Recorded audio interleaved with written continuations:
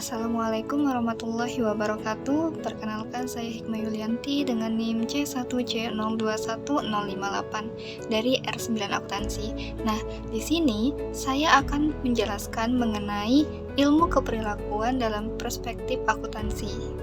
Nah, yang pertama adalah pertimbangan aspek keperilakuan pada akuntansi.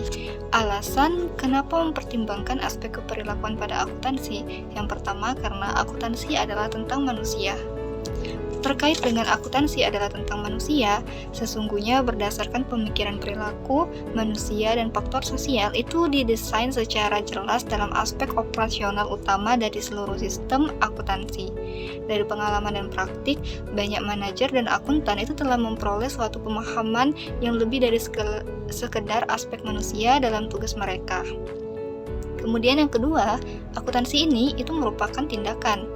Jika suatu anggaran telah ditetapkan untuk dilaksanakan oleh unit-unit kerja di dalam organisasi, maka anggaran itu akan berinteraksi dengan para individu dalam organisasi tersebut. Keselarasan tujuan antara individu dan organisasi dapat diwujudkan dengan lebih baik ketika individu itu memahami dan patuh pada ketetapan-ketetapan yang ada di dalam anggaran. Nah, kepatuhan tersebut itu dapat muncul jika berada dalam lingkup aspek akuntansi. Ketiga, alasannya yaitu karena akuntansi itu tentang ekonomi dan politik atau Political Economy of Accounting atau PEA. Aspek akuntansi dari ekonomi politik itu bergantung pada hubungan sosial produksi. Teori ekonomi neoklasik itu memandang bahwa pelaporan akuntansi dan pengungkapan dipandang sebagai alat penjaga posisi pihak yang berkuasa terhadap sumber daya atau kapital, dan sebaliknya dijadikan sebagai alat untuk merongrong pihak yang tidak memiliki sumber daya yang berdampak pada konflik struktural dalam masyarakat. Kemudian, dimensi akuntansi keperilakuan. Dimensi akuntansi itu berkaitan dengan perilaku manusia, sekaligus juga dengan desain, konstruksi, serta penggunaan suatu sistem informasi akuntansi yang efisien. Nah, dengan mempertimbangkan hubungan antara perilaku manusia dan sistem akuntansi, itu akuntansi keperilakuan itu mencerminkan dimensi sosial dan budaya manusia dalam suatu organisasi. Kemudian, lingkup akuntansi keperilakuan. Ruang lingkup akuntansi keperilakuan itu sangat luas, antara lain yaitu yang pertama, aplikasi dari konsep ilmu keperilakuan terhadap desain dan konstruksi sistem akuntansi. Yang kedua, studi reaksi manusia terhadap format dan isi laporan akuntansi. Yang ketiga, cara di mana informasi diproses untuk membantu pengambilan keputusan. Yang keempat, pengembangan teknik pelaporan yang dapat mengkomunikasikan perilaku para pemakai data. Dan yang kelima, pengembangan strategi guna memotivasi dan mempengaruhi perilaku, cita-cita, serta tujuan dari orang-orang yang menjalankan organisasi. Kemudian, lingkup dan sasaran hasil dari ilmu keperilakuan. Ilmu keperilakuan itu mencakup aspek psikologi dan sosiologi, ekonomika, dan ilmu politik. Misalnya, perilaku konsumen dan perilaku pemilih, dan aspek-aspek keperilakuan antropologi, misalnya bidang-bidang arkeologi, linguistik teknis, dan antropologi fisik yang dikeluarkan. Ilmu keperilakuan itu menunjukkan observasi-observasi sistematis perilaku manusia untuk tujuan mengkonfirmasikan secara eksperimental hipotesis-hipotesis tertentu dengan referensi untuk mengobservasi perubahan-perubahan dalam perilaku. Lalu, lingkup dan sasaran hasil dari akuntansi keperilakuan. Para akuntan keperilakuan itu memusatkan perhatian mereka pada hubungan antara perilaku dan sistem akuntansi.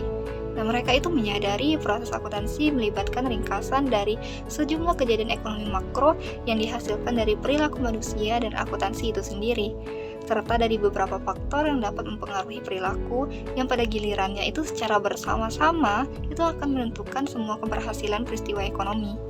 Nah, para akuntan keperilakuan itu juga menyadari bahwa mereka itu bebas mendesain sistem informasi untuk mempengaruhi motivasi, semangat, dan produktivitas karyawannya.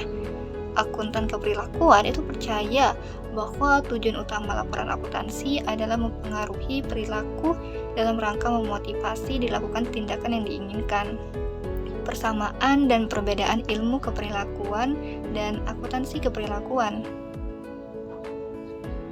Persamaan dan perbedaan ilmu keperilakuan dan akuntansi keperilakuan itu memiliki kaitan dengan penjelasan dan prediksi keperilakuan manusia.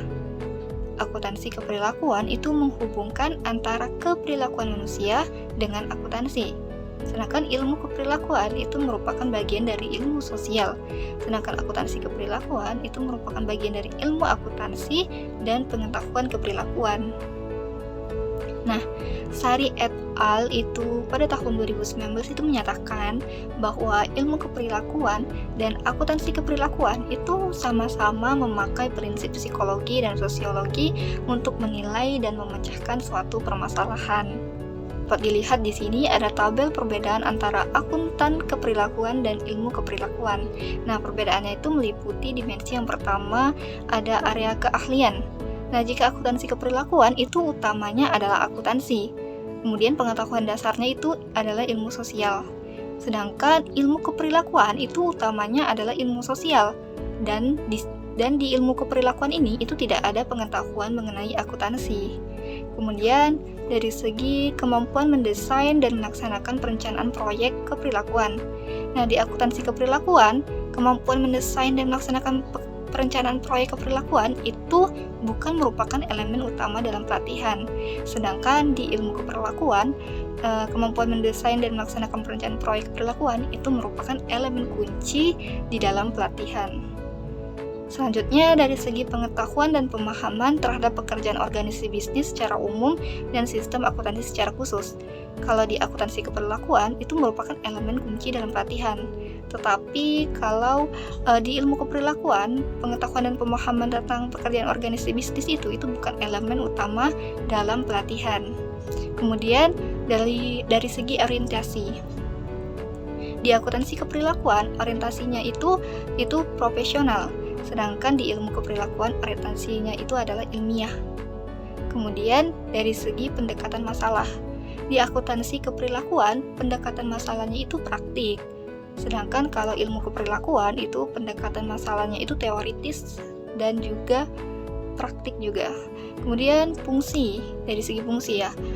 Kalau akuntansi keperilakuan itu melayani klien dan menasihati manajemen. Sedangkan ilmu keperilakuan fungsinya itu adalah untuk kemajuan ilmu dan pemecahan masalah. Dan yang terakhir itu dari segi kepentingan dalam ilmu keperilakuan. Jika akuntansi keperilakuan itu terbatas pada bidang yang berhubungan dengan akuntansi.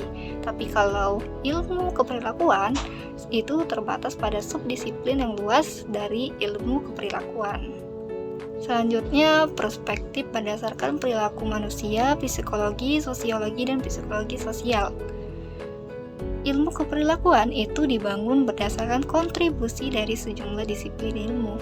Berikut ini beberapa disiplin yang mempengaruhi ilmu keperilakuan. Ada 5. Yang pertama adalah psikologi. Psikologi itu merupakan ilmu pengetahuan yang berusaha mengukur, menjelaskan, dan terkadang mengubah perilaku manusia. Yang kedua itu sosiologi.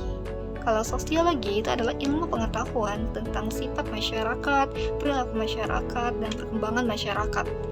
Yang ketiga, psikologi sosial.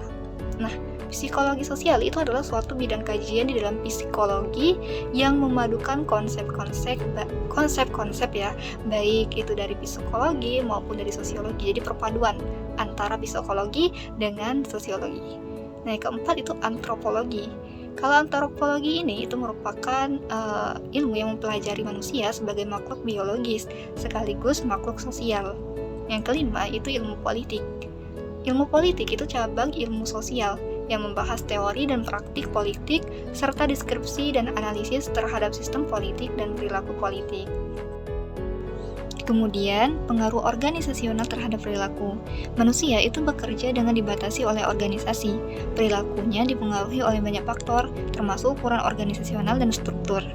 Gaya kepemimpinan atau filosofi manajemen, otoritas atau hubungan pertanggungjawaban, kemudian hubungan status, dan norma-norma kelompok itu juga turut mempengaruhi perilaku dan fungsi organisasi. Nah, cukup sekian penjelasan dari saya mengenai ilmu keperilakuan dalam perspektif akuntansi. Lebih kurangnya saya mohon maaf. Assalamualaikum warahmatullahi wabarakatuh.